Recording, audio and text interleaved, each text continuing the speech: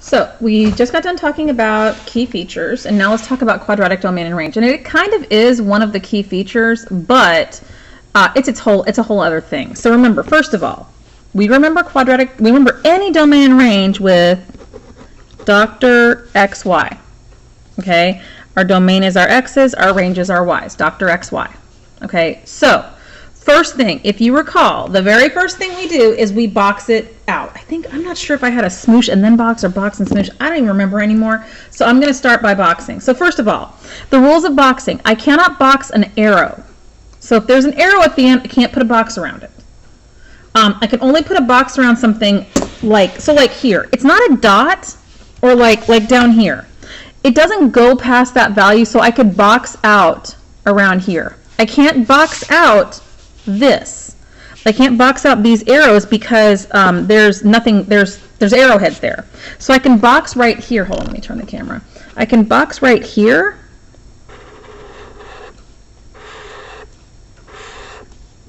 And nothing else. And again, the reason I can't box here is I don't have any y values down here. Now, some of you are probably thinking, but I don't have any y values over here. No, you don't, but you have an arrowhead, and that means that as we go up, it's going to keep going a little bit right every time, and eventually, if we went up high enough, we would get all the way to 10. And if we went even higher, we would never stop filling in x values. We don't have time for that, but we would do that, okay? So we can't box out anything with an arrowhead. All right, so let's take a look at this. When I look at this right here, when I look at my domain, so that's my x's, my ranges, my y's, okay? Well, I kind of need to figure out what I see there. So if I push this down to the x-axis, I've got an arrowhead here. If I take this and push it down on the x-axis, I've got an arrowhead there. And I'm connected all the way through. If I'm connected all the way through, that means I have continuous data. Now, it's not continuous because it continues going up. It's not continuous because this data right here, this is continuous, but it stops. It's continuous because it's connected all the way. It's continuous because it's connected, not because it continues forever, okay? Because this doesn't continue forever, but I have infinite values connected up in between here, all right? So it's continuous because it's connected, okay? Now, so my domain on here it looks like this. So I'm just going to kind of draw a sketch because, and remember we said we had to write a verbal description. Well, what this means is anything. Oh, what in the world, Maggie? Come on now. It means my x values can be anything, any x values, okay?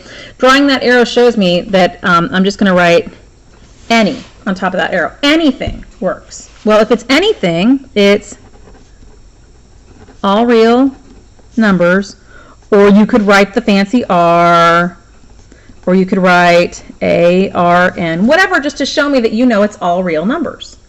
Okay, now likewise for my range, when I look at my range, well, I see that it actually touches right there. It's not an arrow there, and if you don't see a bubble or an arrow, you put a dot. But up here, I do see an arrow. Okay, so when I look at this, I see what my range looks like is it looks like that. And I would describe that as like -5 and up. That's how I would describe that, -5 and up. So anything from -5 and up, okay? Well, I would write that as y is bigger than -5, and it includes -5 because and would mean equals. So it's -5 and bigger. It's greater and it's equal and greater, okay? So that's one of the things that makes quadratics different than linear. Linear, if my domain is all real numbers, my range is also all real numbers. Because remember, my domain determines my range. But in this case, because my domain is all real numbers, but I have a turning point, when I get to 0, we turn around and go back up, which means that my x's are determining that I can't have anything less than -5. Okay? Now, function notation. Let's remember. F of x equals y. That is just some straight up parent function stuff. Okay, f of x equals y. That's just because f of x is the same thing as y, right? So they equal. Well, if I put this down, I have f of 0 equals something. Well, that means they gave me an x value because this is in the x column. Well, when x is 0, y is negative 5 right there. Okay? Now, it says if f of x equals negative 2, well, this time they gave me a y value. Okay? Well, when y is negative 2, ooh, hey, look at that. I got two options. I have negative 1 and positive 1. Okay, I have two values because symmetrical pairs. All right, those are the only ones that I can have. Okay, I want you to take a minute and I want you to try the second one and then we'll go over it. And I'll leave this up for you to be able to see it, but I want you to try the second one. Okay, so let's take a look at this one. First of all, we're going to box it up, box it in, box it out, box it whatever, okay? I can't box anything on X because I got arrowheads here, but up here I do have a turning point that I can box out. So anything, I'm boxing out anything above that turning point. Oh, real quick, well, let's talk about that. We'll go back to that in a second. Okay, if I look at this, this is all I can box, okay? I can't do anything else.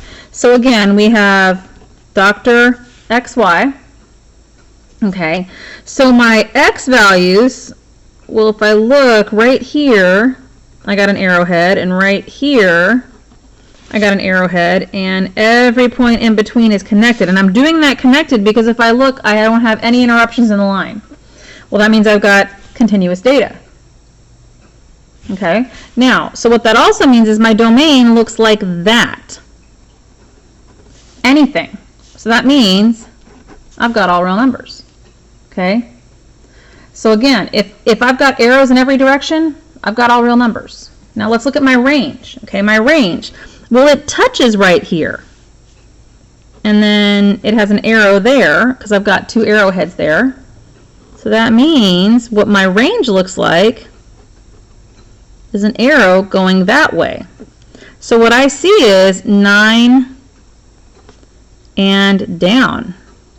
So this time I'm seeing 9 and lower, 9 and less, 9 and down, okay? So I have y is less than or equal to 9.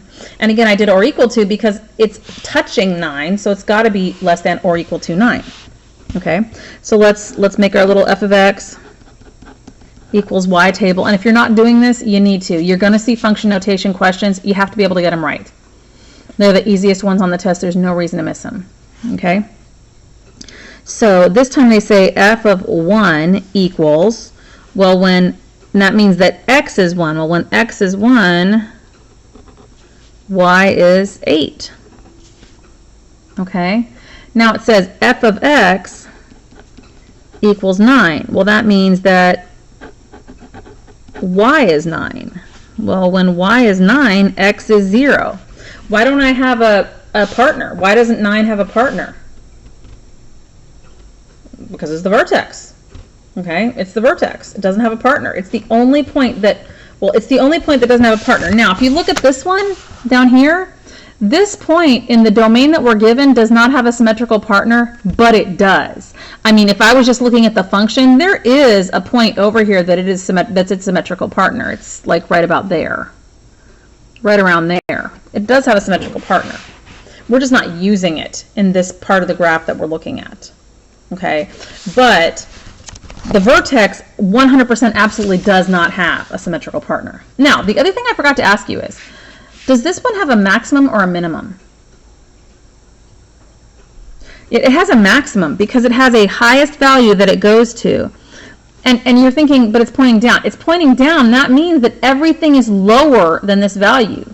Okay, so the maximum, the biggest, maximum means the highest I can go. So this one has a maximum. And the maximum is 9.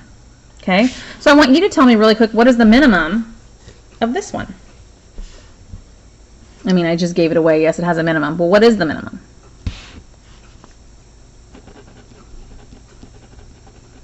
I got a minimum of -5.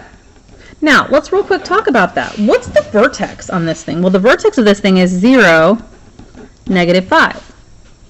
Okay, well, this is my minimum or maximum, which tells me my range. This is the vertex. And remember, what can I get out of the x in the vertex? That's my axis of symmetry, x equals 0. So from the vertex, I can get the axis of symmetry and the range. Likewise here, my vertex on this one is 0, 9. My axis of symmetry is x equals 0. My max is 9. Okay, now in this case I had a minimum of -5. In this case I had a maximum of 9. So again, we're getting so much good information out of that vertex. It tells us so much. I'm going to also tell you how to find the axis. Actually, you know what? I'm going to do that right now. Why not? No, I'm not. We'll talk about the axis of symmetry formula. We'll talk about that tomorrow.